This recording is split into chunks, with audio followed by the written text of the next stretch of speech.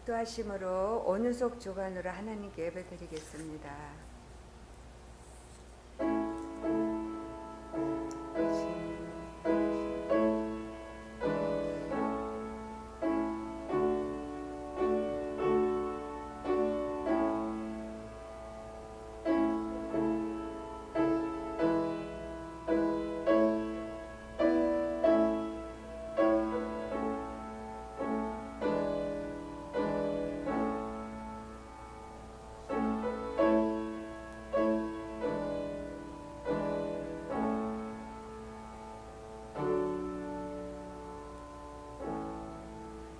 은혜와 사랑으로 여기까지 우리를 인도하신 하나님 아버지 감사합니다.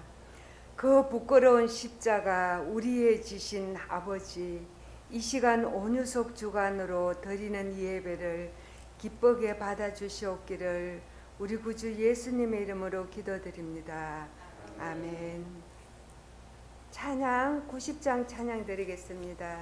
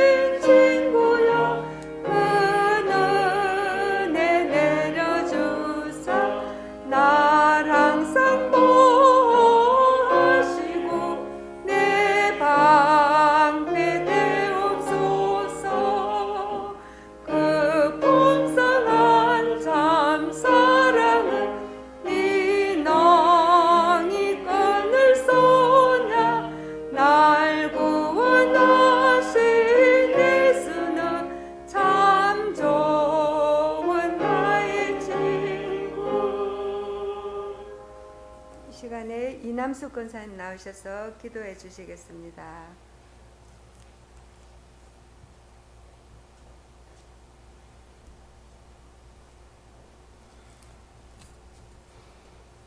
다 같이 기도드리겠습니다.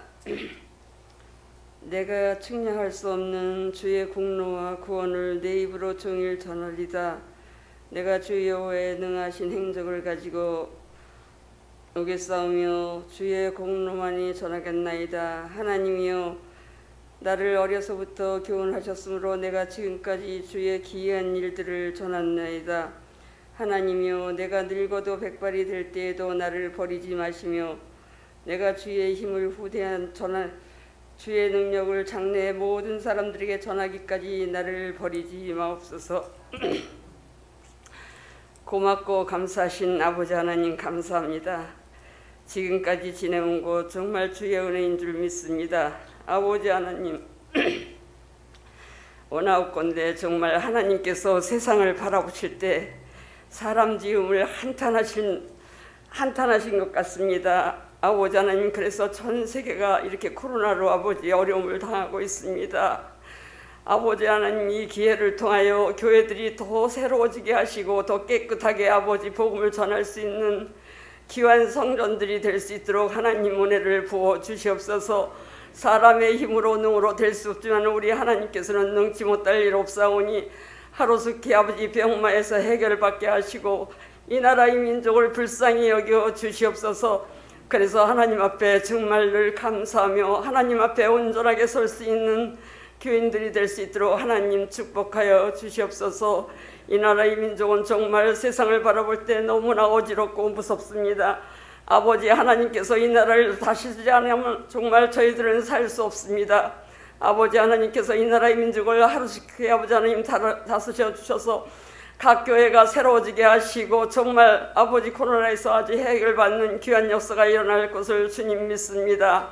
이 시간 아버지 원하건대 사랑하는 목사님 말씀을 전할 때 500여의 기적이 일어나게 하시고 말씀이 생명의 양식이 되게 하시고 저희 교회 아버지 큰 일을 앞두고 있습니다. 우리 하나님께서 온 성도들이 믿음으로 아버지 사랑으로 하나 되게 하시고 물질적으로 어려움 당하지 않도록 아버지 성전이 잘 세워질 수 있도록 하나님께서 축복하여 주시옵소서. 그래서 하나님 앞에 늘 감사와 영광만 돌릴 수 있는 귀한 성전이 될 수 있도록 하나님 은혜를 베풀어 주시옵소서. 모든 말씀 주님께 부탁드렸고 주님의 이름으로 감사하며 기도드렸사옵나이다.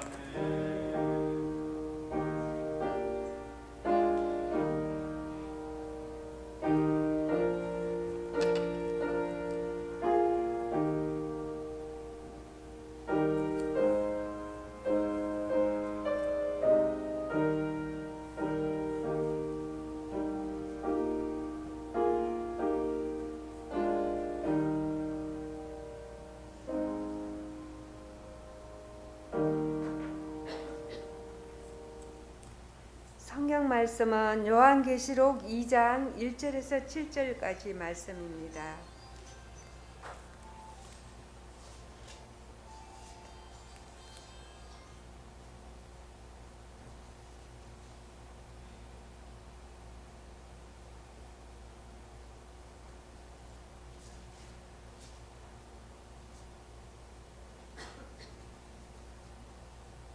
한 절씩 교독하시겠습니다. 에베소 교회 사자에게 편지하라. 오른손에 있는 7 별을 붙잡고 7 검 촛대 사이를 거느시는 이가 이르시되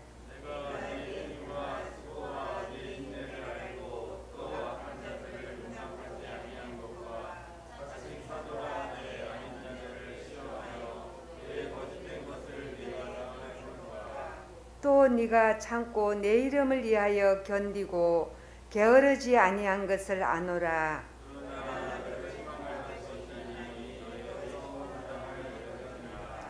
그러므로 어디서 떨어졌는지를 생각하고 회개하여 처음 행위를 가지라. 만일 그리하지 아니하면 회개하지 아니하면 내가 네게 가서 네 촛대를 그 자리에서 옮기리라.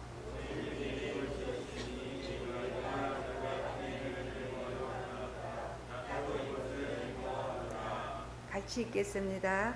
귀 있는 자는 성령이 교회들에게 하시는 말씀을 들을지어다. 이기는 그에게는 내가 하나님의 나그네 있는 생명나무의 열매를 주어 먹게 하리라. 아멘. 온유석 속돈들 나오셔서 하나님께 찬양 드리겠습니다. 찬양 후에 목사님께서 생각하고 회개하고 행동하라는 말씀 전할 때 많은 은혜 받으시기 바랍니다.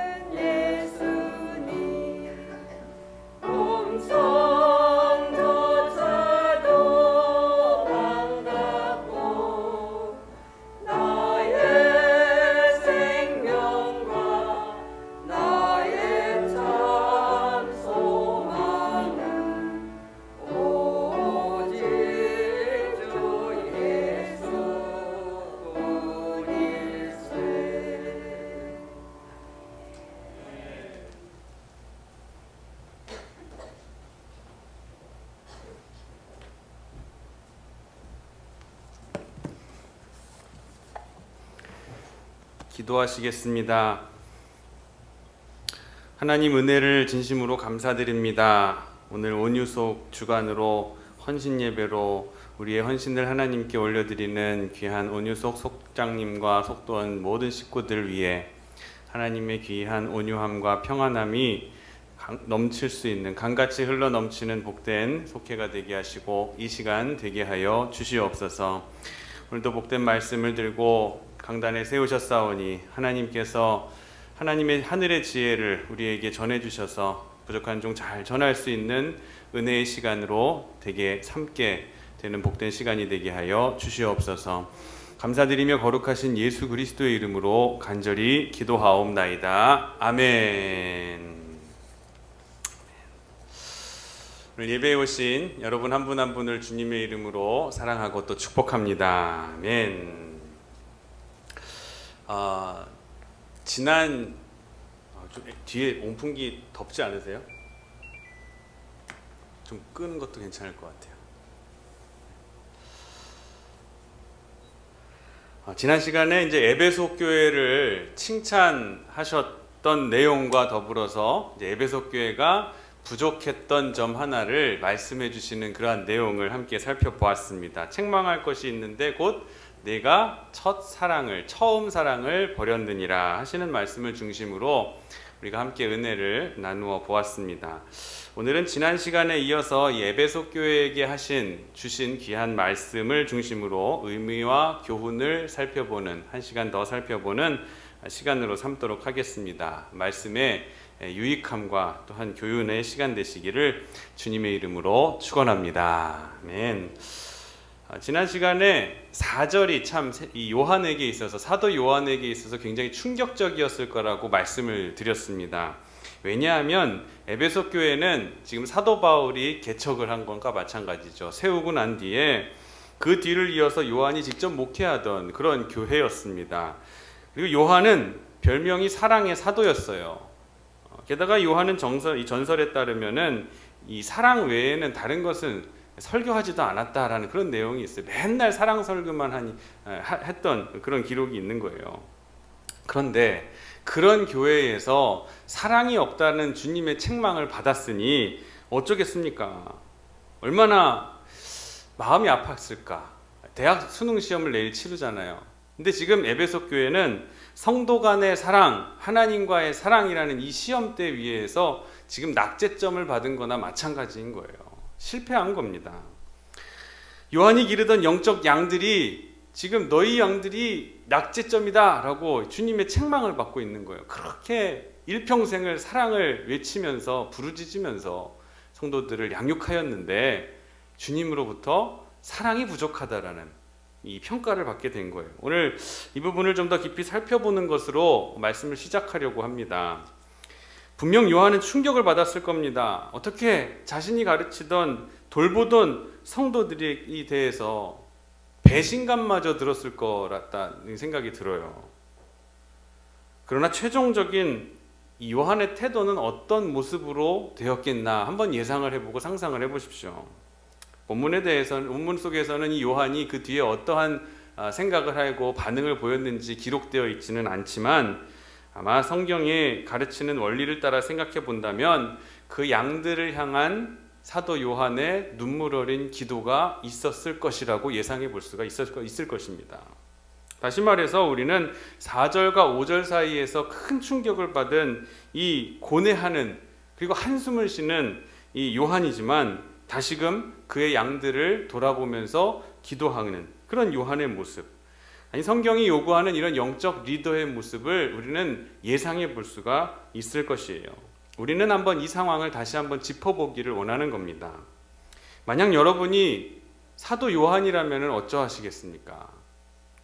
여러분이 일평생 바쳐서 온 힘과 노력을 기울이고 정력을 쏟았던 가르쳤던 여러분이 누군가 가르침을 받던 사람이 늘 강조했던 목회 철학과 또 같은 그런 메시지를 이 메시지에 대해서 하나님으로부터 낙제점을 받았다라고 한다면 여러분은 어떻게 반응하시겠냐는 거예요. 아마 낙담되는 것은 물론이겠거니와 아마 현실을 부정하려고 하지 않을까 그렇게 생각이 되어져요. 하나님 그럴 리가 없습니다. 하나님 그럴 리가 없어요. 그렇게 반문하지 않겠습니까? 한편으로 요한은 지금 받아 적고 있는 4절의 말씀을 기록하기가 싫었을 것지도 몰라요.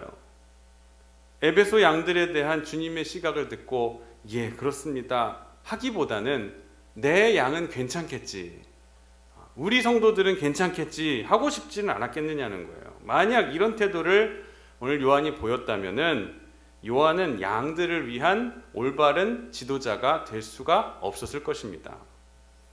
성도는 이웃 그리고 지체를 생각함에 있어서 자신의 생각과 기준을 적용하는 사람이 되어서는 안 됩니다.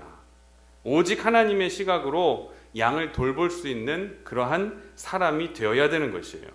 여러분이 직분자들로서, 중직자로서, 또 속장으로, 리더로, 또 팀장으로, 선교회장으로, 아니 꼭 지도자된 입장에 서 있지 않다 하더라도 내가 판단하는 시각으로 다른 사람을 대하는 지도자나 성도가 되어서는 안 됩니다. 내가 생각하는, 내가 판단하는 것으로. 그럼 어떻게? 하나님의 시각으로 양을 돌볼 수 있는 사람이 되어야 한다는 말씀이에요. 우리는 스스로 굉장히 내가 똑똑하고 다른 사람들을 설득을 할 수 있고 감동시킬 수 있다라고 생각하지만 생각만큼 그렇지는 않습니다. 앞에서는 그럴듯하게 끄덕거리면서 상대가 보일 수는 있지만 우리는 어느 한 사람을 그렇게 설득할 만한, 감동시킬 만한 그런 능력이 우리에게 충분하지 않습니다. 그 예를 들어볼까요? 여러분 자녀들을 한번 생각을 해보세요. 여러분 생각대로 여러분의 자녀들이 잘 자라주던가요? 아마 단 한 분도 저를 포함해서 그런 분은 없을 거예요. 지나고 나서 뭉뚱그려서 그래도 이만큼 속 썩이지 않고 잘 자라주었다 이런 것 말고 하나하나 짚어가면서 이야기했을 때, 생각했을 때 성격이나 인성이나 학업이나 또는 뭐 이성관계나 결혼이나 직업이나 직장생활이나 그리고 결정적으로 신앙에 관련돼서 여러분의 마음만큼 자녀들이 그렇게 딱 자라주던가요? 구체적인 사안 하나하나에 하나도 부족함 없이 그대로 내 기대대로 자라준 자녀는 아마 한 명도 없을 거예요. 자녀는 부모가 제일 가장 잘 안다고는 하지만 사실 반은 맞고 반은 틀린 겁니다. 누구보다도 내 자녀를 잘 모를 수도 있어요. 때로는 지 친구가 아는 만큼도 내가 모를 수도 있어요, 내 자녀를. 그럴 때가 많습니다. 그래서 그 자녀가 뭔가를 잘못했을 때 내 자녀는 그럴 리 없다. 내 아들은 그럴 리가 없어요. 내 딸은 그랬을 리가 없습니다. 내 아들은 그런 거 못해요. 잘못이 명백해서 처벌을 받는 TV를 보세요. 매스컴을 보면은 이 철창신세를 지는 아들을 보면서도 그 부모는 내 아들이 그럴 리가 없어요. 내 딸이 그랬을 리가 없습니다 하는 경우가 많아요. 빗나간 사랑입니다. 인정하지 못하는 거예요. 그런데 오늘 요한의 사랑은 빗나가지를 않습니다. 빗나간 사랑이 아니에요. 비록 내가 귀에 못이 박히도록 전했던 강조한 영적 메시지 사랑이라 할지라도 주님께서 에베소 교회에 사랑이 부족하다, 사랑이 아직 부족하다라고 말씀하셨으면 겸손히 그것을 오늘 인정하는 태도를 보이는 요한의 모습을 우리는 본받아야 된다는 겁니다. 자신의 시각으로 에베소 교회를 바라보는 것이 아니라 주님의 시각으로 바라보시고 판단하시는 그 판단을 겸손하게 수용하고 받아들일 수 있어야 된다는 거예요. 하나님의 시각, 하나님의 판단, 하나님의 가르침이 내 시각, 내 노력보다 더 중요하다는 것을 사도 요한은 알았던 것이에요. 이것이 주제이심을, 주님이 주제이심을 인정하는 사도 요한의 모습이었습니다. 주제라는 것, 주제가 되시는 주님, 주님의 주제권을 겸손하게 인정하는 요한의 모습을 오늘 볼 수가 있는 겁니다. 주님의 주제권을 겸손하게 인정하시기를 바랍니다. 내 판단이 전부 옳은 것이라고 여기며 생각했던 지금까지의 모든 생각들을 내려버리고 이제는 주님께서 내리시는 판단에 겸손하게 귀를 기울이고 순종하실 수 있는 여러분 되시기를, 그리고 겸손하게 귀를 열고 주님의 음성을 들으실 수 있는 여러분이 되시기를 주님의 이름으로 축원합니다. 두 번째, 이제 5절의 말씀 우리 함께 읽어보겠습니다. 앞부분만 읽겠습니다. 한 문장 시작. 그러므로 어디서 떨어졌는지를 생각하고 회개하여 처음 행위를 가지라. 자, 여기에서 처음 사랑을 버린 영적인 문제를 가진 에베소 교회가 그 문제를 해결할 수 있는 방법을 제시해주고 있습니다. 주님께서 제시해주고 계세요. 그러므로 어디서 떨어졌는가를 생각하여 보고 회개하고 처음 행동으로 행위를 가지라. 우리 주님께서 에베소 교회에게 다시 살 길을 열어주시는 거예요. 야, 회복할 수 있는 방법이 여기에 있는데 이대로 한번 해봐라 하고선 권면해 주시는 거예요. 이것은 더 나아가서 에베소 교회가 가지고 있는 문제뿐만 아니라 영적 침체를 겪고 있는 사람들과 성도들과 교회들이 어떠한 모습으로 그 영적 침체를 극복해야 하는지를 알려주는 귀한 말씀입니다. 중요한 말씀이에요. 이 5절을 유심하게 살펴보셔서 오늘 영적 원리, 회복의 원리를 이해하고 숙지하시고 적용하시는 시간 되시기를 축원합니다. 이 5절은 세 가지 동사가 주축을 이루고 있습니다. 곧 영적 회복을 위해서는 세 가지의 명령을 따라야 된다는 거예요. 첫째는 생각하라, 둘째는 회개하라, 세 번째는 처음 행위를 가지라는 거예요. 이 세 가지의 명령을 충실하게 이행할 때에 비로소 영적 침체를 극복할 수가 있게 된다는 거예요. 때문에 각 명령이 요구하는 사항이 무엇인지를 정확하게 생각해 보고 묵상해 봐야 하는 것이, 파악해 봐야 되는 것이 무엇보다도 중요한 문제입니다. 먼저 첫째로는 생각하라 라는 거예요. 생각하라. 지난 시간 처음 사랑을 회복하라는 말씀에 담긴 두 가지 의미가 있다고 말씀드렸죠. 처음 사랑은 어떤 사랑이에요? 하나님을 처음 만났을 때의 우리의 첫사랑, 그 뜨거운 마음, 주님 앞에 떼굴떼굴 굴렀던 하나님의 사랑을 처음 알게 되었다라는 그 사랑이 오늘 에베소 교회가 식어버렸다라는 것이고, 두 번째는 초대교회를 처음 이루었던 그 교인들과의 이 성도들 간의 뜨거운 사랑, 내 것을 다 내어주어도 아깝지 않고 내 것을 다, 이 초대교회가 부유했던 공동체예요? 가난했던 공동체입니까? 가난했던 공동체예요. 없었던 공동체예요. 그러나 그곳에 자기 것을 내어놓으면서 공동체를 생활하면, 이때는 시대 상황이 핍박의 시대였으니까요. 자기들끼리 모여서 귀한 공동체를 이루면 얼마나 고통과 핍박 가운데에서 서로 얼마나 똘똘 뭉쳤겠어요. 내 것을 내 것이라고 얘기하지 않고 서로 나누면서 통용하면서 사랑으로 똘똘 뭉쳤던 그 초대교회의 사랑을 지금 잃어버렸다는 거예요. 불과 40년도 채 되지 않아서. 다 나눠줘도 아깝지 않고 가난했었지만 행복했던 공동체, 그 공동체가, 그리고 그때는 그냥 샬롬 하고 인사만 해도 눈물이 나오고, 마라나타 주여 오시옵소서 하고 기도만 해도 가슴이 두근거리고 벅차올라가지고 그랬던 시대였는데, 그랬던 시기가 있었는데, 그래서 서로에게 신앙에 용기를 주고 그랬는데 이제는 사랑이 식어버린 거예요. 두 가지의 사랑이 식어버린 거예요. 하나님을 향한 사랑도 식어버렸고 성도 간의 사랑도 밍밍해졌던 거예요. 그런데 더 심각한 문제는 이 사랑이 어디에서 떨어졌는지를 지금 모르고 있다는 거예요. 어디서부터 이 사랑이 식어진지를 모르는 지금의 상황이 와버렸다는 겁니다. 그래서 주님께서는 말씀하시는 거예요. 생각해라. 어디서 그 사랑이 떨어졌는지를 너희가 심각하게 생각하고 되돌아봐라. 하나님과 나와의 관계에서의 사랑이, 떨어진 사랑이 어디서부터였는가? 형제 자매 간에, 나 사이의 사랑이 어디서부터 멀어지게 되었는지를 한번 생각해 보라는, 심각하게 고민해 보라는 거예요. 그리고 한번 생각하고 그만둬라, 이게 아니에요. 이 생각하라는 단어가 원문에 보면 현재형으로 쓰입니다. 계속하라는 거예요. 반복해서 벌어지게 되는 일마다 생각하라는 거예요. 긴장을 늦추지 않고 영적 침체에서 벗어나와서 영적인 회복을 이루는 그 순간에 이르기까지 끝까지 생각하라는 거예요. 계속해서 하나님으로부터 멀어진 곳은 과연 어디인가? 형제들의 사랑으로서부터 떨어진 곳은 과연 어디인가? 이것을 계속해서 생각하라는 거예요. 그곳으로 돌아가라는 거예요. 자, 두 번째는 무엇이라고 했죠? 회개하라. 아까 생각하라는 말씀이 현재형으로 쓰여져 있다고 했는데, 이 회개하라는 동사는 부정이면서 과거로 쓰였습니다. 무슨 뜻이냐면은 단번에, 한 번에 단호하게 회개하는 것을 의미해요. 단호하게 즉 문제의 원인을 찾으면은 지금 생각하라 해서 문제의 원인을 찾았잖아요. 그럼 우물쭈물거리지 말라는 거예요. 단호하게 회개해야 된다는 거예요. 변명의 구실을 찾거나 그 비난의 화살을 남에게 돌리지 말라는 말씀이에요. 내게 원인이 있다. 그 잘못은 내게 있다라고 깨닫고 회개하라는 거예요. 잘못에 대한 단호한 회개를 촉구하시는 거예요. 회개하라는 말이. 하지만 회개하라는 것만으로는 영적 침체에서 완전하게 벗어날 수가 없습니다.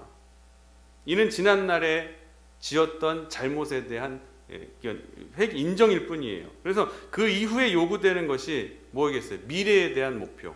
그 올바른 미래지향적인 지향점을 찾아서 자신의 행동을 이제부터 회개 이후에 교정해 나가는 그런 모습이 필요한 거예요. 그래서 세 번째가 뭐가 필요한 것이냐? 처음 행위를 가지라라는 거예요. 생각하고 회개했으면 처음에 행동을 가지라. 행위를 가지기 위해서 발로 뛰라는 거예요. 움직이라는 거예요. 진리 앞에 드러난 지난날의 잘못을 인정한 다음엔 그 진리를 따라 적극적으로 행동하는 우리의 행동이 뒤따라야 된다는 말씀이에요.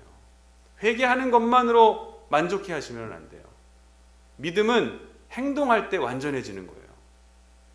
적극적인 행동, 마치 탕자로 소개되는 둘째 아들이 먼 타국 땅에서 돈 다 써버리고 이제는 내가 아버지에게 이런 큰 불효를 행하였구나. 그렇게 한탄만 하고 앉아있는 게 아니라 그 본문에 보면은 일어나서 아버지의 집으로 돌아가는 거예요.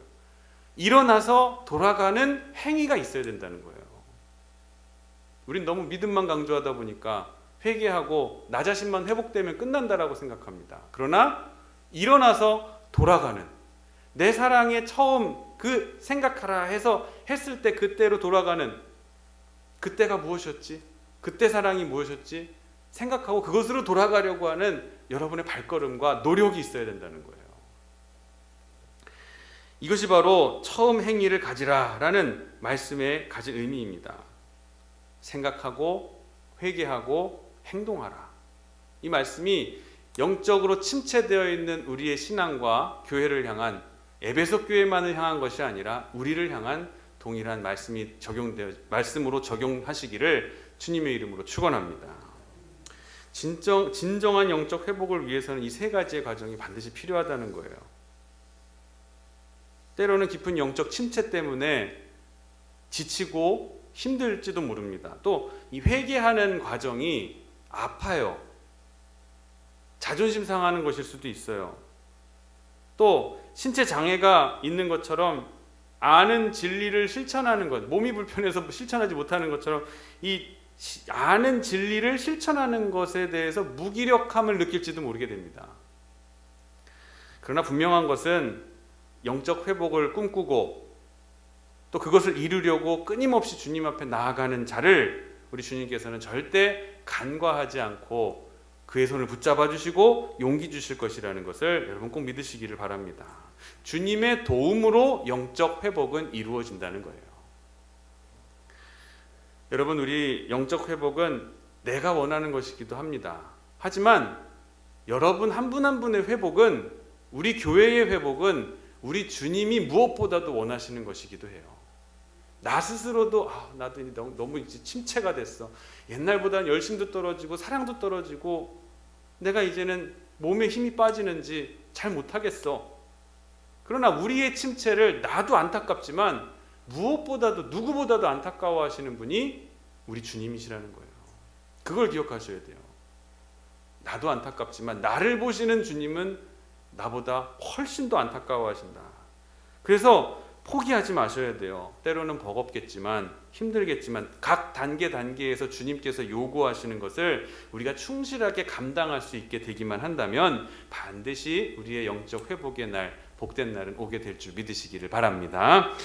자, 5절을 계속해서 한번 보겠습니다. 이어서 봅니다. 그 뒤에 있는 말씀 한번 같이 읽어보겠어요. 시작. 만일 그리하지 아니하고 회개하지 아니하면 내가 네게 가서 네 촛대를 그 자리에서 옮기리라. 자, 또 앞에 책망하시는 말씀 지났는데 또 책망하시는, 이번에 심판에 대해서 무시무시한 말씀을 지금 하고 계셔요. 이 말씀을 받은 요한이 얼마나 충격을 받았을까요? 여러분, 벌 중에서 가장 심한 벌이 뭐라고 생각하십니까? 하나님이 주시는 벌이라고 생각했을 때 우리의 모든 통장의 돈과 지갑의 돈과 또 모든 물질이 사라지는 것, 우리 땅 문서, 집 문서가 없어지는 것, 그것도 버릴 수도 있어요. 내가 평생 읽어왔던 읽어온 이 자리가 무너지게 되는 것, 내가 내려가야 되는 것, 온데간데 없어지는 허탈감, 그런 것도 버리라고 할 수가 있을 수 있어요. 또 가장 사랑하는, 또 내가 가장 믿었던 사람에게 배신당하는 것, 가족에게 배신당하는 것만큼 그 무서운 벌이 어디 있어요? 또 내 마음에 견딜 수 없는 고통스러운 게 어디 있을 거예요. 근데 하지만 더 큰 형벌이 있습니다. 벌이라는 게 있어요. 인간이 받는 형벌 중에 가장 고통스러운 형벌은 영원한 심판에 관한 형벌인 것이에요. 근데 본문의 표현을 빌리면은 내가 네게서 촛대를 그 자리에서 옮겨버리겠다. 이거는 영원한 심판을 얘기하는 겁니다. 극상의 형벌을 얘기하는 거예요. 이거 이상의 형벌이 없어요. 자, 회개를 촉구하는 나의 말을 너희가 듣지 않고 회개하지 않으면, 처음의 자리로 돌아가지 않으면, 회복하지 못하고 처음 사랑을 회복하지 못하면 너희는 이러한 영원한 심판을 받게 될 것이다 라고 주님께서 말씀하시는 거예요. 경고하시는 거예요. 여러분이 어떻게 느껴지십니까? 두렵지 않으세요? 근데 그 두려움 때문에 오늘날 많은 성도들이 하나님의 말씀, 또 주님에 대해서 오해와 편견을 가지게 됩니다. 곧 이 말씀을, 주님 말씀을 듣지 않으면 벌을 받게 될 테니까 앞으로는 순종해야 된다, 말씀으로는 반드시 순종해야 된다라는 식으로 이해하고 해석해 왔습니다. 즉 이 말은 쉽게 말하면 매가 무서우니 순종해야 된다, 매 맞지 않으려면 순종해야 된다, 이런 식으로 주님을 이해해 왔던 거예요. 이 일을 하지 않으면, 내가 올바로 신앙생활을 못하면 어떤 결과가, 오게 될 결과가 두려워서 그 일을 마지못해 할 수 없이 말씀을 지키면서 사는 그러한 신앙인들이 얼마나 많이 양성되게 되었는지 몰라요. 근데 이것은 주님의 마음을 올바로 이해하지 못한 사람들의 마음이고, 그런 이해하지 못한 결과에서 오게 되는 거예요. 말하자면 주님을 두려움의 대상으로만 생각하기 때문에 이런 생각에 빠지게 되는 거예요. 그런데 사랑하는 성도 여러분, 주님과 우리와의 관계가 꼭 못하면 매맞고 혼나야 되는 관계 속에서 이루어진 관계입니까? 오늘 본절은 이 주님의 말씀이 엄청 엄중한 경고로 우리에게 오기는 해요. 그런데 그 경고로만 해석될 만한 게 아니라는 말씀이에요. 이것은 우리 예수님을 잘 모르고 하는 해석의 방법이에요. 심판을 경고하시는 엄중한 명령이기는 하지만 그 속에는 자녀를 향한 눈물 어린 사랑이 담겨 있는 그 말씀임을, 그 이면에, 이 말씀이 심판의 선언 이면에 눈물을 흘리고 계시는 예수님의 모습을 볼 수 있어야 된다는 말씀이에요. 생각해 보세요. 주님께서 지금 말씀대로라면, 표면적인 표현대로라면, 그리하지 아니하고 회개하지 아니하면 내 촛대를 그 자리에서 옮기리라 하고 하신 말씀이, 여기에 말씀에 담겨 있는 예수님, 주님의 바람이 무엇이었을까? 바람이 무엇일까? 그걸 한번 깊이 생각해 보세요. 그것은 우리가 회개하고 주의 말씀을 따라 사는 것이 이 안에 담긴 예수님의 바람 아닐까요? 따르라는 거예요. 따르는 것이 예수님의 바람이에요. 다시 말해서 주님의 말씀을 따라 살지 못하는 자에게 저주하는 것, 그리고 따라 사는 사람에게는 축복하는 것, 이런 이분법적인 사고로, 원리로 오늘 말씀을 전달하려고 심판을 얘기하신 것이라고 생각할 수가 없다는 거예요. 그것이 아니라는 겁니다. 주님의 마음은 지금 아버지의 마음을 가지고 자녀를 훈계하고 교훈하고 계시는 거예요. 하나를 달라 하면은 둘을 주고 싶어하는 아버지의 마음으로 자녀에게 이야기해주는 이런 권면의 말씀이라는 거예요. 경고하시는 거기 때문에 이 말씀 이면에 보면, 내면에 보면은 연약해진 자녀를 강하게 만들려고 하시고, 또 자녀가 지금 상태로서는 안 되겠으니까 변화되기를 원하는 기대를 가지고 심판을 얘기하고 계시다는 것을 우리는 알아야 된다는 거죠. 여기에는 예수님의 기대와 소망이 담겨 있어요. 네가 잘못하면 내가 영원한 형벌로 너를 저주하리라, 이러려고 말씀하신 내용이 아니라는 거예요. 변할 수 있는 기대와 가능성을 가진 너희, 그런 마음으로 보고 있는 것이죠, 예수님께서는. 사랑하는 성도 여러분, 이 말씀에서 불안하고 연약하고 또 그런 자녀를 보면서 애통하시고 걱정하시고 마음 아파하시는 그런 주님의 마음을 보실 수 있게 되기를 바랍니다. 다시 말해서 진리의 열매를 맺지 못하는 성도는 주님의 마음을 아프게 해드리는 성도다 라는 것을 기억하시고, 아버지의 마음을 아프게 하지 않으려고 최선을 다해서 진리의 열매를 맺으려고 하는 노력이 우리에게 있어야 한다는 것입니다. 이 심판을 진짜 우리에게, 너희는 진짜 심판을, 이것은 형벌을 목적인 것이다, 내가 심판을 하기 위한 목적이 아니라 변화되고 바뀔 수 있는 너희야, 충분히 내 마음에 들 수 있는 너희인데 왜 조금만 노력하면 되는데, 그런 마음으로 자녀를 바라보는 부모의 마음으로 바라보고 계시다는 이 주님의 모습이라는 거예요. 그러니까 이런 것을 본다면 차원 높은 신앙인으로서 우리가 살아갈 수 있게 되는 것입니다. 매맞기 싫어서 말을 듣는 것은 어린아이예요. 그러나 철든 아이라는 것은, 철이 들었다라는 말이 뭡니까? 부모의 심정을 헤아려서 말씀을 듣는 자가 철든 자녀라고 볼 수가 있는 거예요. 신앙에 있어서도 철든 자녀들이 되시기를 부탁드립니다. 언제까지 하나님이 치시는 것이 무서워서 어쩔 수 없이 말씀을 순종하는 우리의 어린아이적인 신앙으로만 살아가겠느냐는 거예요. 치시는 것, 교회 언제 한번 빠졌더니 내 다리를 치셔가지고 부러뜨리셨어, 뭐 이런 신앙을 이제 우리는 버리자는 거예요. 치시는 것이 무서워서, 때리시는 배가 아파서 어쩔 수 없어서 순종하는 그러한 수준 낮은 신앙인들의 모습에서 벗어나서, 이제는 주님의 깊은 사랑이 담겨있는 말씀 속에서 심판 무섭더라도 심판을 진짜 하겠다라는 목적이 아니에요. 돌아오면 자비함으로 너희를 긍휼히 여기고 용서하겠다라는 말씀으로 모든 성경을 읽어나가면은 성경에는 하나도 무서운 내용이 없어요. 우리를 향한 끝없는 사랑이 담겨있기 때문에 주님의 말씀을 따라서 자발적으로 순종하는 신앙인들 되시기를 바랍니다. 그래서 진리의 열매를 맺으면 주님이 기뻐하시는 그런 성도로서, 성숙한 성도로서 세워질 수 있게 될 줄을 믿습니다. 마지막 6절을 이제 보겠습니다. 6절 함께 읽겠습니다. 시작. 오직 내게 이것이 있으니 내가 니골라 당의 행위를 미워하는도다. 나도 이것을 미워하노라. 자, 분위기가 또 사뭇 달라지죠. 5절과 연관시켜 볼 때에 지금 에베소 교회의 변화된 모습을 이제 예상해 볼 수가 있는 거예요. 자, 심판이 예고되어 있고 좀 이런 일들이 있겠지만, 그래도 니네가 이렇게 니골라 당의 행위를 미워하면서 이제 신앙적 정절을 지키고 지조를 지키는 모습을 보니까 너희들은 충분히 회복되고 이 처음 사랑을 다시 회복할 수 있는 여력이 너희들에게 있다는 것을 내가 보았다라고 하는 격려의 말씀인 거예요.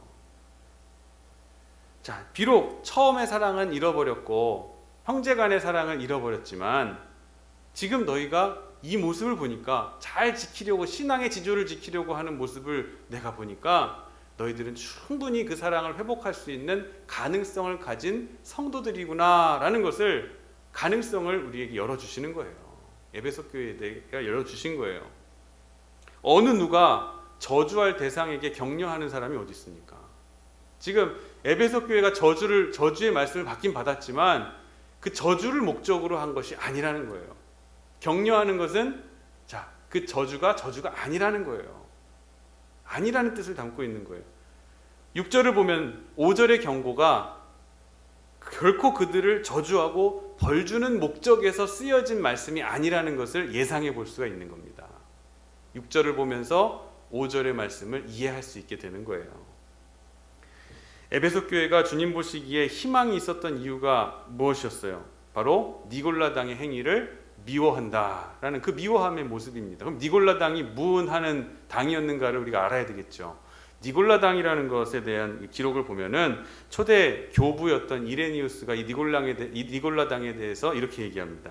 바른 교리를 떠나 생활의 방도와 음식에 전혀 무관심할 것을 교시한 종교이다. 또 1세기 후반 활동했던 로마의 교부 클레멘트도 니골라당에 대해서 이렇게 얘기합니다. 생활이 방종하여 마치 염소처럼 향락에만 몰두하였다라고 평합니다.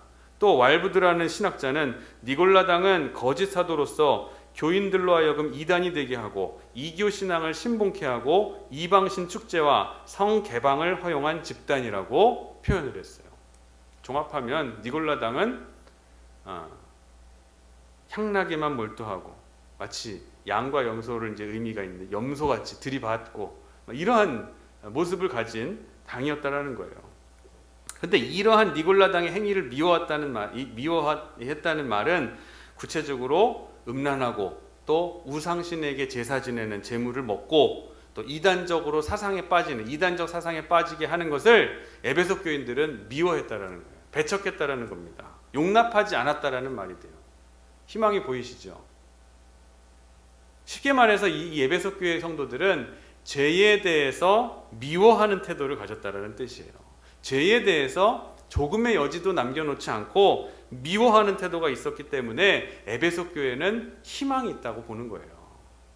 비록 사랑은 잃었지만 사랑 회복할 수 있는 거예요. 그 회복할 수 있는 격려의 말씀을 오늘 이 죄를 미워하는 에베소 교회의 태도에서 찾아볼 수가 있다는 거예요. 자, 우리 기독교는 사랑의 종교입니다. 원수마저도 사랑하라고 가르치고 있어요. 그런데 단 한 가지에 대해서만은 우리의 사랑을 포기해야 됩니다. 무관심하고 미워해야 돼요. 그 한 가지가 바로 죄라는 거예요. 이 성도는 죄에 대해서는 무관심하고 미워해야 됩니다. 유일한 성도의 미움이 대상이 되어야 되는 것은 바로 죄 한 가지라는 것을 여러분 꼭 잊지 마시기를 바랍니다. 그래서 그 이름도 부르지 말고 죄는 다른 사람들이 볼 수 있는 것뿐만 아니라 다른 사람들이 볼 수 없는 내 내면의 마음과 생각에 존재하는 죄까지도 미워해야 된다는 거예요. 나의 은밀한 나만의 장소인 마음과 생각에 이 죄가 있도록 그냥 놔둬서는 절대로 안 되는 거예요. 일전에 이제 시골에서 목회할 때 목양실이 이 산 밑에 있었습니다. 어느 날 조용한 방 안에서 말씀을 준비하고 있었습니다. 그런데 어디선가 하는 소리가 들려요. 일전에도 한번 말씀드린 적이 있을 것 같은데 피아노 뒤로 뱀이 쏙 지나가는 거예요. 소름 끼치는 거예요. 그것을 보니까. 그래서 막 발 튀어나가가지고 집게를 가져다가 아무리 찾아도 뱀을 못 찾겠는 거예요. 방에는 분명히 들어왔는데 이 녀석이. 그래서 무서워서 들어가지를 못하고 보니까 에어컨 배관 구멍이 하나 뚫려 있더라고요. 그래서 그 앞에다가 쥐 잡는 끈끈이를 갖다가 딱 놨어요. 그래서 하루 동안 안 들어갔습니다. 무서워서. 그래서 그 다음날 들어가 보니까 거기에 뱀이 한 마리가 잡혀 있는 거예요. 떠아리를 막 틀고서 막 끈끈이에 막 휩싸여가지고. 만약에 여러분의 방에 쥐 한 마리가 이게 돌아다닌다고 한번 생각을 해보세요. 그럼 쥐 한 마리 잡아야 잠을 잘 수 있지 않겠습니까? 일전에 새종이를 이제 밤에 수유하려고 깨워가지고 이제 우유병으로 이렇게 먹이고 있는데 발바닥이 간질간질 거려요. 그래서 찍찍거리고 탁 잡아보니까 쥐예요, 쥐. 그래서 이게 밤에 잠자다가 아이들 다 일으켜세우고 엄마 일으켜세요, 집사람 일으켜세요 가지고 쥐 잡았다고 빨리. 그래서 쥐를 잡아가지고 바깥에. 만약에 그거 놓쳤으면 그날 밤에 잠을 잘 수가 있었겠습니까? 못 자죠. 집에 쥐가 들어왔는데. 여러분 쥐와 동거할 수 있겠습니까? 우리가 쥐는 무서워하는데 죄는 안 무서워해요. 여러분의 마음속에 죄가 들어왔는데 이 죄와 자꾸 동거하려고 그러는 우리의 모습, 아무렇지도 않게 생각하려는 모습. 자, 머리에 새가 와서 날라온 것은 어쩔 수 없어요. 죄가 우리의 마음, 우리에게 유혹이 있고 침범을 해가지고 우리의 생각 속에 올 수는 있어요. 그러나 새가 머리에 둥지를 틀게 만들어줘서는 안 되잖아요. 원수가 와서 가라지를 뿌리고 가잖아요. 악의 씨앗을 뿌리고 가잖아요, 마귀가. 그럼 씨앗이 뿌려지는 건 어쩔 수 없어요. 그러나 그 씨앗이 뿌려진 것에 물 주고 키워서 되겠느냐는 거예요. 빨리 뽑아가지고 갖다가 버리고 태워버려야 되는 거 아니에요? 죄가 바로 그런 것입니다.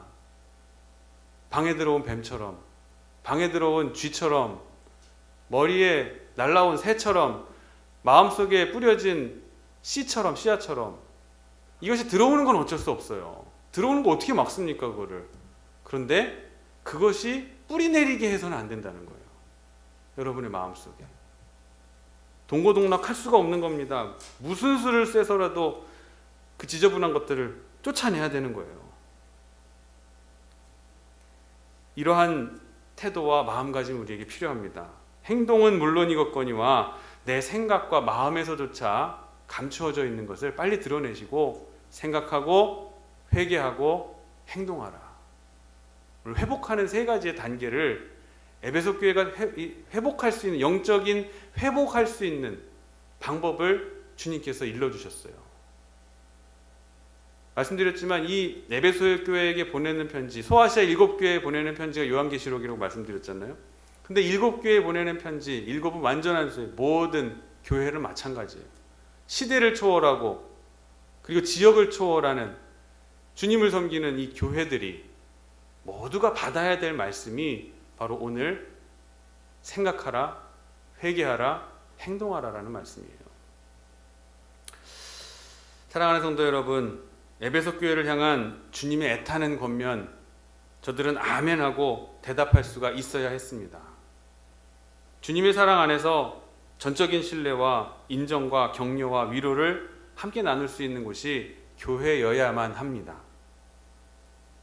에베소 교회를 포함한 소아시아 7교회에 보내는 이 요한계시록의 말씀, 저와 여러분의 신앙에 주시는 말씀과 또 우리 교회에 주시는 말씀이라고 받아들이시고 아멘하시기를 바랍니다.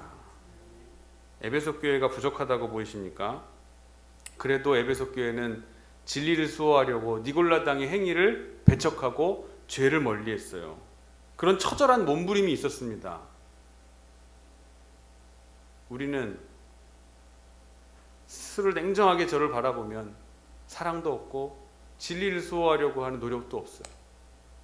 너무 무기력한 신앙인들로 살아가고 있는 우리의 모습을 반성하라는 주님의 음성인 것이에요. 그들은 처음 사랑을 버렸느니라. 하나님과의 뜨거웠던 그 첫사랑을 회복하시고, 또한 성도와 지체 간의 교회 내에서도 이러한 뜨거운 사랑을 회복하시기를 바랍니다. 어디서부터 잘못되었는지 모르고 살아왔던 우리, 회복에는 생각하고 회개하고 행동하라. 순종으로 말씀에 행동, 진리를 따라서 순종으로 행동하시기를 바랍니다. 그러면 7절 말씀과 같은 축복이 저와 여러분에게 임하게 될 거예요. 함께 읽으면서 말씀 마치도록 하겠습니다. 7절 시작. 귀 있는 자는 성령이 교회들에게 하시는 말씀을 들을지어다. 이기는 그에게는 내가 하나님의 낙원에 있는 생명나무의 열매를 주어 먹게 하리라. 생명나무의 실과를 먹어서 영생을 누리는 큰 복의 주인공들이 여러분 되시기를 주님의 이름으로 간절히 축원합니다. 기도하겠습니다. 주님, 저희도 회복하기를 원합니다. 어디서부터 잘못되었는지를 기억하고 기억나는 즉시 회개하며 진리를 따라서 순종하는 거룩한 종 성도가 되게 하여 주시옵소서. 우리도 생명나무의 실과를 얻어서 나누기를 원합니다. 영생의 큰 복을 누리는 주인공이 되게 하여 주시옵소서. 이 약속된 복에 우리 중 한 사람도 빠짐없이 동참할 수 있는 저희 태장교회의 모든 성도들이 되게 하여 주시옵소서. 코로나라는 질병이 잘 억제되고 진압되어 우리가 이 질병에서 해방될 날이 속히 이르게 하여 주시옵소서. 우리가 백신을 의지하는 것이 아니라 하나님의 전능하심을 의지하게 하옵시고 하나님의 치료하심의 능력을 의심치 말게 하여 주시옵소서. 우리의 코와 입을 막고 있는 이 답답한 마스크를 벗어버리고 환한 얼굴로 찬양하며 자유롭게 예배하고 애찬할 수 있도록 주여 도와 주시옵소서. 어느 때보다도 힘든 시기이지만 우리 마음은 그 어느 때보다도 은혜에 대해 간절한 때가 되게 하여 주옵시고 우리의 마음의 중심이 늘 예배당을 잘 지키고 교회를 세워갈 수 있는 시기로 이 때를 삼게 하시고 우리의 신앙이 한층 더 성숙해져 가는 시기가 되게 하여 주시옵소서. 내일 사랑하는 우리의 자녀들이 대학 수학 능력 시험에 임하게 됩니다. 신재호, 유동근 우리 두 학생을 하나님께서 지켜보호하여 주셔서 인생의 첫 관문인 이 시험에 두려움 없이 담대하게 이 시험을 치르고 당당하게 그 문을 통과할 수 있도록 지혜와 명철을 허락하여 주시옵소서. 영과 육의 건강과 강건함도 허락하여 주셔서 시험에 아무런 어려움 없도록 하나님께서 돌보아 주시옵소서. 건축을 위해서 기도합니다. 하나님, 우리 교육관 건축 어려운 시기에 가장 큰 일을 감당하고 있는 이 때를 하나님, 가장 어려운 시기가 가장 큰 축복이 임하게 된다는 것을, 그 하나님의 축복의 원리를 우리가 이때에 경험하게 하심을 진심으로 감사를 드립니다. 부족하면 부족한 대로, 넘치면 넘치는 대로 주님의 도우심을 기대하면서 한 걸음 한 걸음 말씀으로 지어가는 교육관이 되게 하여 주시옵소서. 이를 통해서 우리가 믿음의 성숙으로 나아가는 태장교회가 되게 하셔서 우리 이번 건축을 통해 하고 난 뒤에 우리의 믿음도 훌쩍 성장할 수 있게 되는 계기가 될 수 있게 하여 주시옵소서. 남은 3일 동안도 주님의 은혜 안에서 평안함과 풍성함을 누릴 수 있는 한 주간의 삶이 되게 하옵시고 우리의 인생의 풍랑을 잘 넘어설 수 있는 용기와 믿음을 늘 구하는 저희들 진취적인 신앙인들이 되게 하여 주시옵소서. 감사드리며 거룩하신 예수 그리스도의 이름으로 간절히 기도하옵나이다. 아멘. 찬송가 250장 찬송하시겠습니다.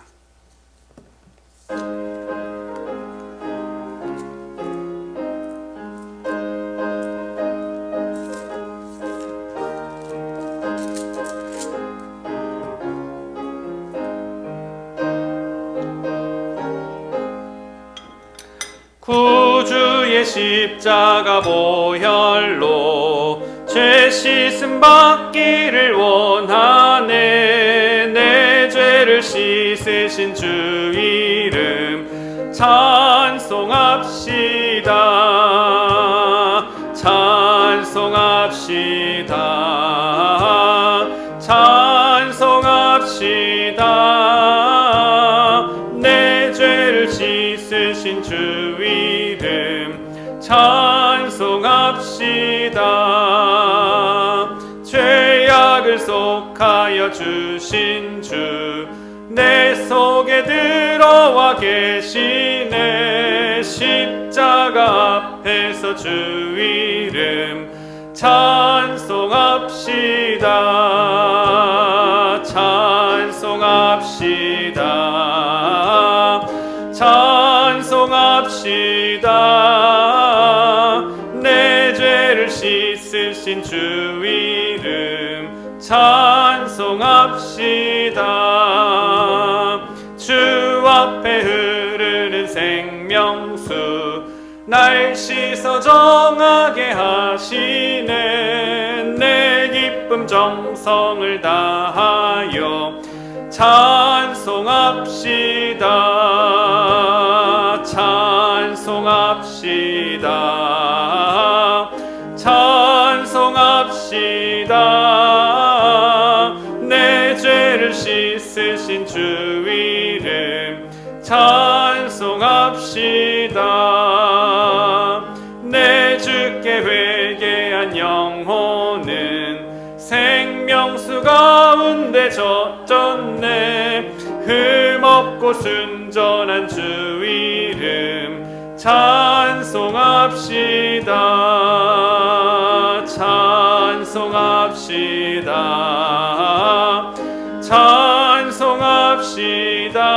찬송합시다. 내 죄를 씻으신 주 이름 찬송합시다. 아멘. 기도한 대로 내일 우리 수험생들이 대학 수학능력 시험을 치르게 됩니다. 추운 날씨 가운데 또 이 코로나 때문에 환기를 또 자주 시켜줘야 되는데 얼마나 추울까요? 시험보다 말고서 또 잠바 뒤집어 입고선 또 환기 때는 또 있어야 되고 하는 아이들이 참 모두가 똑같은 조건이긴 하지만 그래도 이 어려운 시기에 그 실력을 가진 걸 충분히 내야 된다는 부담감이 없잖아 있을 것입니다. 그러니까 이 아이들을 위해서 해줄 수 있는 건 뭐 없고 뭐 초콜릿 사주신 분 계세요? 엿이나 뭐 이런 거 그런 건 못하더라도 우리가 그들을 위해서 마음에 담대하게 두려움 없이 하나님을 바라보면서 의지하면서 내가 이것을 잘 통과해서 하나님이 나를 향한 그 뜻을 비전을 내가 이루어 드리기 위해서 이 관문을 통과한다라는 그런 마음가짐을 가지고 시험에 임할 수 있도록 여러분께서 간절히 기도해 주시기를 바랍니다. 그래서 내일 원래는 우리가 기도회를 하루 1일 기도회를 하려고 했는데 좀 코로나로 인한 상황도 그렇고 우리가 또 점심을 식사를 해야 되기 때문에 이게 좀 많이 좀 부담이 되는 건 사실이에요. 그래서 교회에 오셔서 개인적으로 기도하시는 것은 제가 문을 열어드리고 또 따뜻하게 대표드리긴 하겠지만 본인이 하시는 것은 괜찮지만 저희가 주관이 되어서 기도회를 계속 인도하는 것은 내일은 하지 않도록 하겠습니다. 이해해 주시고 양해해 주시고 오셔서 기도하신다면 저는 교회 계속 있으니까 언제든지 괜찮습니다. 오셔서 자녀들을 위해서 기도해 주시기를 바랍니다. 강림절 기간입니다. 나눠드린 강림절 묵상집을 매일 아침 한 절씩 보시면서 여러분 신앙 성장에 도움이 되시기를 바랍니다. 지난주에 달력을 다 나눠드렸는데 정말 가정마다 정말 하나씩 잠깐 가져가신 것 같아요. 그래서 많이 좀 수량이 있습니다. 보니까 또 한 개 더 필요하시거나 더 뭐 가족 중에 주실 분이 있으면 다른 방에도 하나 걸게요. 그렇게 분이 있으면 아래 있으니까 하나씩 더 가져가셔도 좋을 것 같습니다.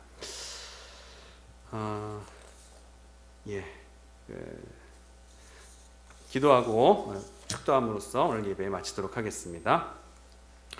지금은 모든 사망 권세를 이기시고 부활의 영광으로 임하시며 또한 우리를 위해 빛으로 오신 예수 그리스도의 은혜와 그 아들을 우리에게 보내주신 아버지 하나님의 무한하신 사랑하심과 우리와 늘 함께 하셔서 성탄의 기쁨을 가지고 또 살아가게 하시는 임마누엘 성령님의 감화, 감동, 역사, 내조, 충만 교통, 인도하심이 처음의 사랑을 회복하고 생각하고 회개하고 행동하여 그것으로 돌아가려는 영적 회복의 운동이 있기를 다짐하며 돌아가는 우리 모든 성도들의 마음, 돌아가는 사랑하는 성도들의 머리 위에와 코로나19로 고통당하고 고난받는 하나님의 교회들과 성도들 위에 내일 대학 수학 능력 시험을 치르는 우리 재호와 동근이 영과 그에게 지혜와 총명을 더하여 주시기를 지금으로부터 영원토록 함께 하시기를 간절히 축원하옵나이다. 아멘.